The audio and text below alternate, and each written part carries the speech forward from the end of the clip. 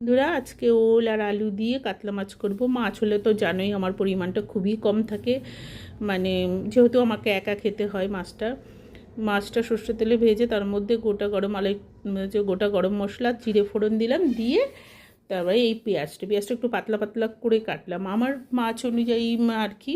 আমি দুটো বড় পেঁয়াজ দিয়েছি, যেহেতু পেঁয়াজেই গ্রেভিটা হবে, শুকনো শুকনো হবে, তো গ্রেভিটা পেঁয়াজেই হবে।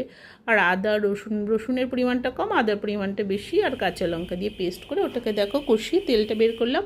এইবারটা এই ভাজা হচ্ছে ওল আর আলুটা দিলাম। ওলটাকে একটু ভাপিয়ে নিয়েছিলাম, না হলে কালো হয়ে যাবে বলে ওলটাকে একটু, না হলে এখন তো সেদ্ধ হয়েই যায়।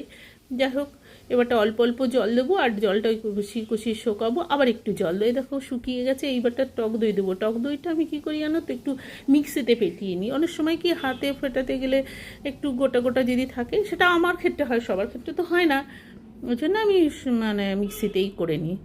যাই হোক, এবার এটাকেও শুকিয়ে একটু মাখা মাখা করবো। আর আমি তো একটা মশলা, জিরে ধনে আর হচ্ছে তোমার এলাচ দিয়ে একটা হচ্ছে ড্রাই রোস্ট করে একটা মশলা করে, বিভিন্ন মশলা করে রাখি, সেটাই দিই তরকারি বুঝে। তাহলে আজকে এই অবধি, টাটা।